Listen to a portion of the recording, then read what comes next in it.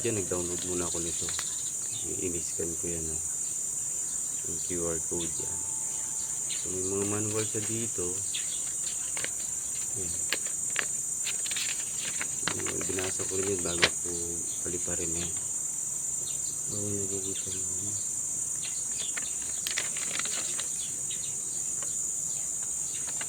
Simple lang naman paliparin. Hindi naman mahirap.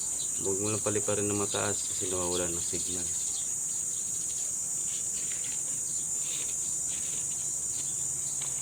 So may kasama din siyang screw.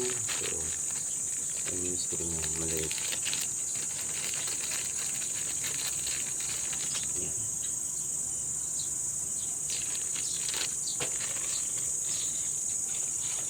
So ito yung box. Yan. Battery. Yung isa 10 minutes yung flight, yung isa nasa 3 up to 4 minutes lang. Medyo mahina na yung isa. Yan.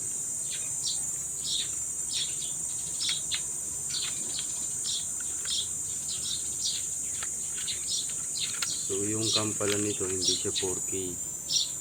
Okay, nasa mababang klase lang yung camera nito kasi malabo.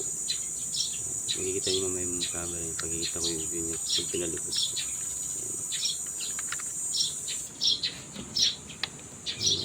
Tingnan natin kung handa. Subukan natin guys.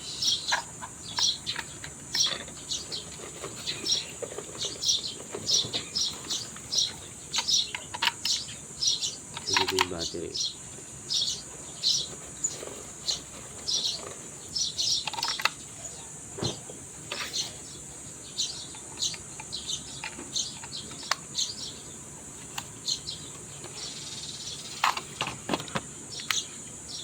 Ito ilalagyan ng battery.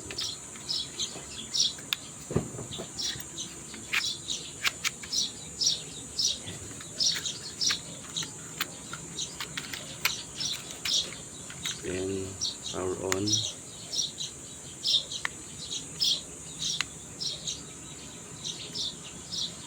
Ayan. Kita nyo guys, kumikislap-kislap. Hindi pa nakakonect yan.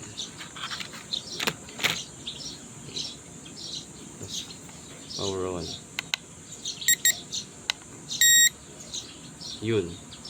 Connected na sila pag nag-stop na yan. So, hindi ko yan siya kinakalibrate kasi ganun din naman eh. Tignan natin guys. Yun naman. So, ayaw mandar. Ibig sabihin lobat. Ayan. So, palitan natin ng battery.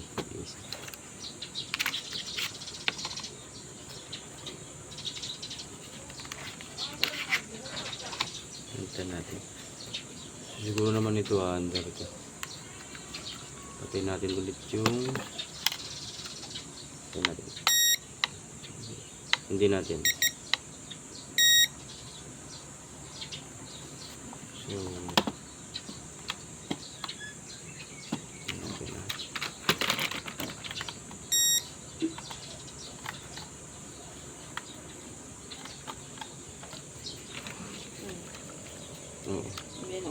Iwas ka ba papasok? ha? Iwas ka ba papasok? Nabasok na ko. Alis yung asawa na naman yan. Iwas ka pe. So yun lang guys, hindi ko mapa-under kasi low-bat. Yan. Makailaw naman yan eh. Thank you. Ito yung kanin mo doon.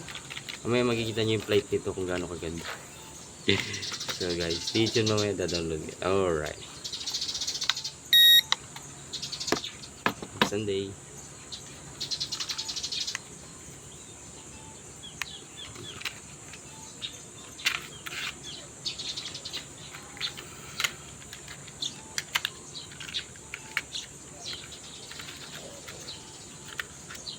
Pwede ito kung gusto mo lang mag-practice ng palipad.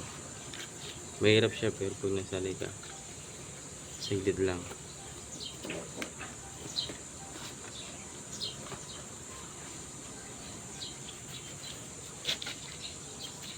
May sandal pala ko din.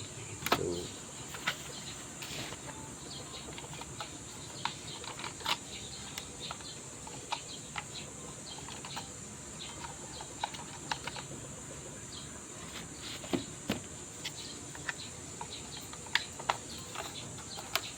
just wait the flight list later. I'll show you how the graphics is good or not. It is up to you if you want to buy like this. It though. But for me, it is fine. Me trying to practice the flight. When someday you buy a Atom Potency, it's a very nice to use it because you learn it's very difficult to fly. But it was easy when you train it yourself, right? Stay tuned later. Bye.